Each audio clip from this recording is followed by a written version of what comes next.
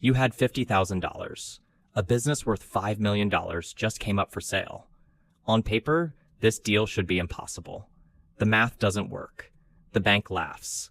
Your friends tell you to keep saving. The internet tells you to start a side hustle first. And yet, every year, businesses worth millions of dollars change hands to buyers who never had millions sitting in their bank account.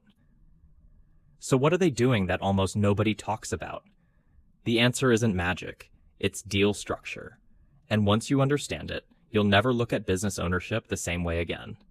Because in the world of acquisitions, the price of a business and the amount of cash you personally need are often two completely different numbers. Let's imagine a company.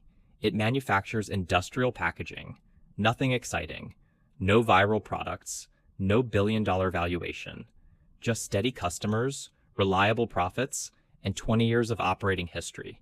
It generates around $1 million in annual operating profit. Businesses like this often sell for around 5 times annual earnings. That makes its value roughly $5 million. Now comes the question, if you only have $50,000, how could you possibly become the owner? Most people picture buying a business the same way they picture buying groceries. The price says $5 million. You pay $5 million. Transaction complete.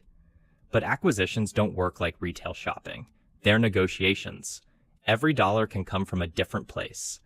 Imagine stacking blocks. One block might come from your own savings, another from a bank, another from investors, another from the seller. The entire purchase price becomes a puzzle instead of one giant payment. Here's a simplified example. You contribute your $50,000, not because it's enough, but because it proves you're taking real risk too. The seller agrees to leave part of the purchase price in the business as a loan. This is called seller financing. Instead of demanding every dollar on closing day, the seller says, "Pay me over the next several years." Why would anyone agree to that? Because many retiring owners care about more than getting the highest price. They care about taxes. They care about keeping employees. They care about seeing the company survive. And sometimes spreading payments over time works better for everyone. Now, the bank enters the picture. The bank isn't lending because you seem ambitious. It's lending because the business already produces predictable cash flow. That's a critical difference. In many acquisitions, the business helps pay for its own purchase over time. Not always, not automatically. But that's the financial logic. Think about buying an apartment building. The rent helps pay the mortgage. With businesses, future profits may help service acquisition debt. If, and this is the important part, the business continues performing well. That's where reality becomes much less glamorous. Buying the company is only the beginning. The first year is often the hardest. Employees are nervous. Customers are watching.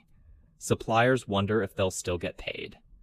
The previous owner, the person who knew every client by first name, is suddenly gone. One bad decision can destroy years of goodwill. This is why experienced buyers spend months investigating before signing anything. They study financial statements, customer concentration, contracts, pending lawsuits, equipment, taxes, hidden liabilities. What looks like a $5 million opportunity can quietly become a $10 million headache. Here's something even stranger. Sometimes the business you're buying doesn't actually need to grow. It only needs to keep doing what it's already doing. That's because stable cash flow is incredibly valuable. Wall Street loves growth stories. Private buyers often love predictability even more. A boring company that quietly earns money year after year can be worth far more than an exciting business that never turns a profit. It's almost backwards. The companies nobody posts about on social media are often the ones sophisticated buyers compete to own. But here's where hype usually takes over. Online, you'll hear claims like, buy businesses with no money down, own companies for free, become a millionaire overnight. Those headlines leave out one inconvenient detail. Risk doesn't disappear. It simply moves. Instead of risking cash, you're risking future cash flow. If sales decline, if interest rates rise, if a major customer leaves, the debt payments remain. Financial leverage works like a lever. When things go well, it amplifies returns. When things go badly, it amplifies mistakes. History is full of buyers who confused borrowing capacity with financial strength. Some built incredible companies. Others lost everything. That's why professional acquirers obsess over one question.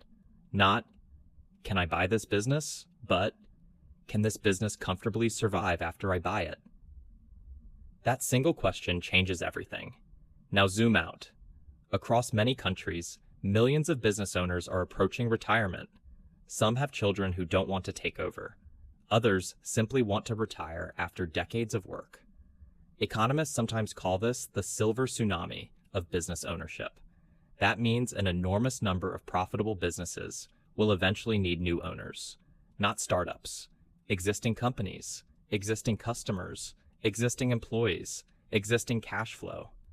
For many entrepreneurs, that's a completely different path to building wealth than starting from zero. But it's also one that demands patience, discipline, careful analysis, and honest due diligence, not shortcuts. Because buying a business isn't really about finding hidden money. It's about understanding hidden structure. The headlines focus on billion-dollar founders. The quieter story is about ordinary companies changing hands through carefully negotiated deals that most people never notice. So the next time someone tells you a $5 million business is completely out of reach, remember the real question was never whether you had $5 million in your bank account. The real question was always this: if the business is truly worth $5 million, who actually has to bring each dollar to the closing table? And once you know how to answer that, you start seeing the economy through an entirely different lens.